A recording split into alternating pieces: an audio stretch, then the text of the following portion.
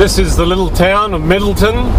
Here we've got a road tech camp, all demountables and full facilities, satellite TV, power generation running over there, and off in the background or right around us are Morse code hills, these dot dash hills, showing us the original sea floor that provided the ironstone that we see so commonly on the ground around us, the one telephone, good old Telstra's phone home, and the dray,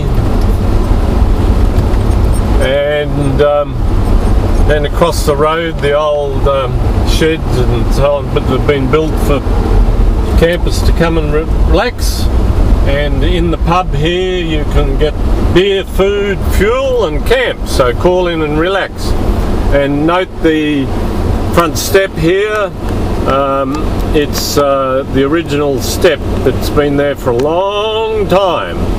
Love to know some stories that could tell. And then over here we've got the dear old original pump up Bowsers that you've got to be over 55 years or more to understand how these worked, but basically you use the hand pump, the handle on the right hand side, to fill up the glass container at the top, which held 5 gallons, and once you got your 5 gallons worth you then decide to take another 5 or leave. And here's something I'd love to borrow but better not, the Robinson 22 helicopter, one of the ones they use lots for drafting in this area for cattle. This is what I guess you can call plain lands or savanna lands, and look at those amazing cloud formations, like flat bottom ships sailing on a smooth sea. This is some of the beautiful jump up country that we're going through about halfway between Winton and Boulia, and the slopes on these breakaways or jump ups are covered in spinifex grass, and at this time of the day it starts making them look like artists' paintbrush daub marks on the hillsides. This is more of the breakaway country, and absolutely stunning with the acacias at the bottom and the spinifex going up the sides. As I say, they look much like the painter's paintbrush daub marks. Colours are outstanding. We're about halfway between Winton and Boulia. This is a continuation of that breakaway country between Winton and Boulia, just after Middleton. Superb colours, absolutely amazing mountain shapes, and the colour variety is mind-boggling.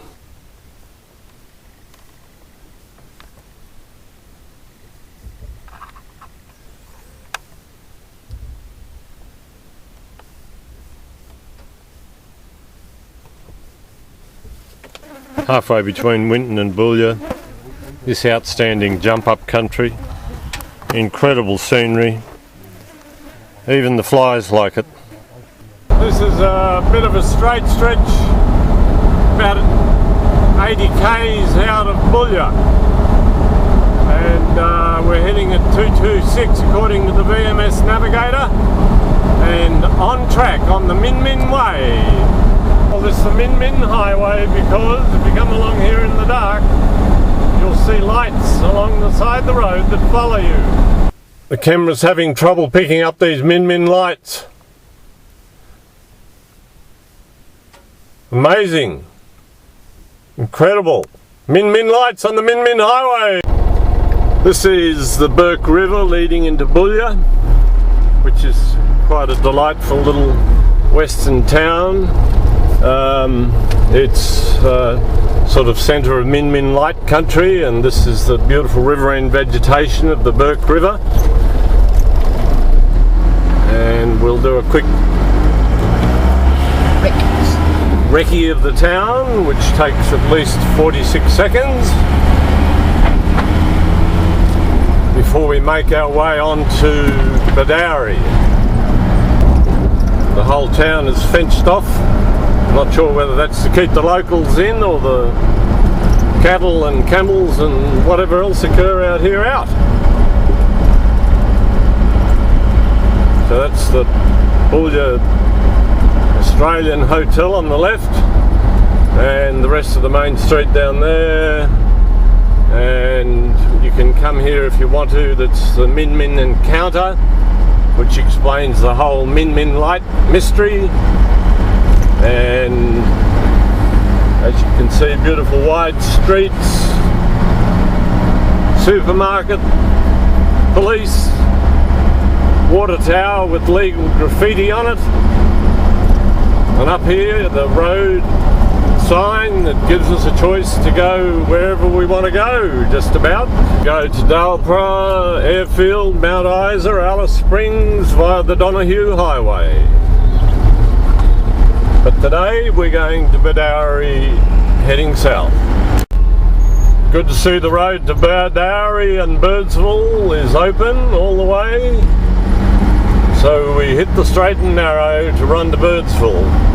Even though we are a kilometre or so away from the river, you can see that this area still is subject to flooding in extreme situations. Here we have a sand goanna dragging the remains of a kangaroo off the road. Magnificent animal, probably 1.5 metres long. Just start up and see if we can sneak up on him, how close we can get.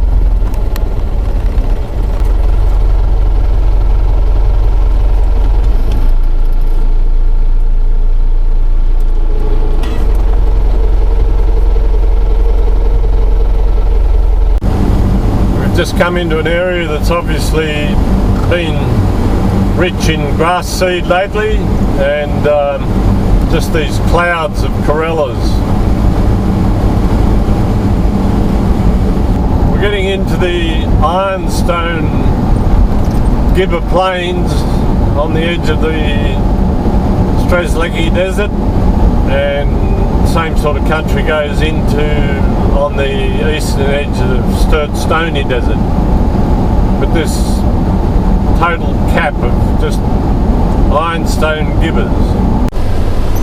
We're just coming up to a lookout on a jump up about halfway between Boulia and Bedourie, and this is classic Strzelecki, Stony Desert country, where you've just got mile upon mile of ironstone Gibber Plains.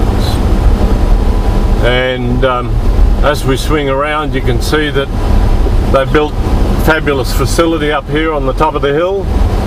And when you get out and look out to this direction, you can see the different colours in the soil, the ochreous clays and the red ironstone capping.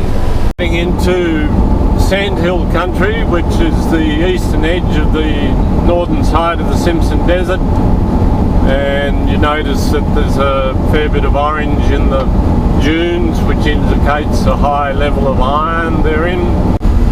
Here we are coming into Bedourie, the centre of the Diamantina Shire.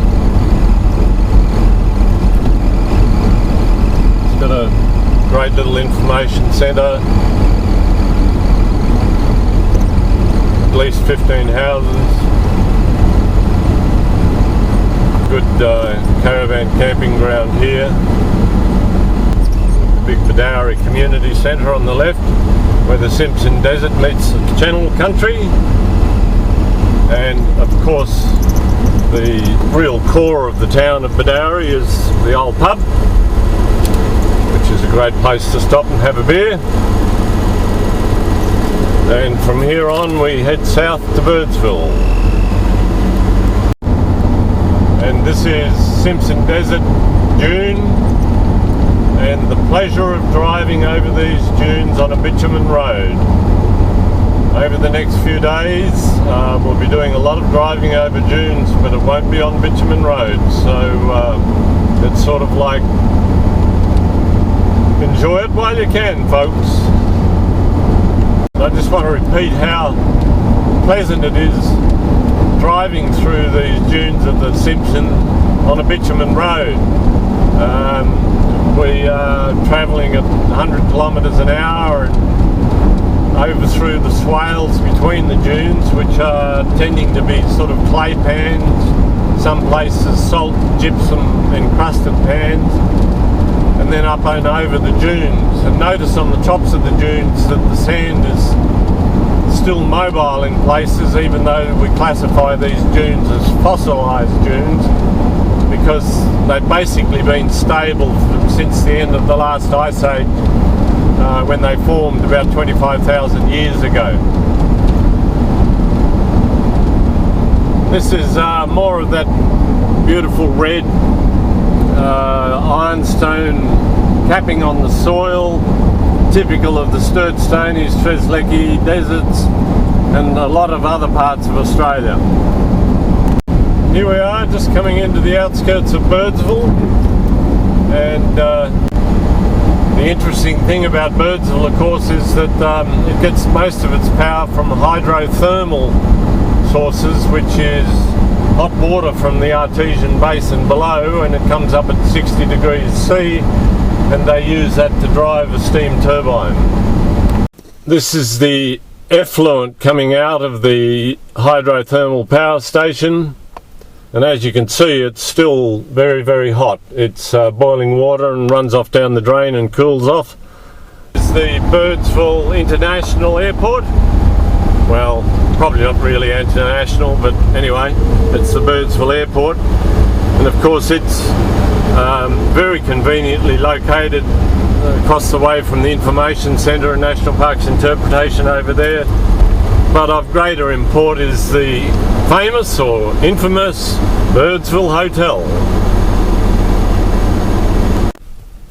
The Birdsville Hotel, established in 1884, still going strong.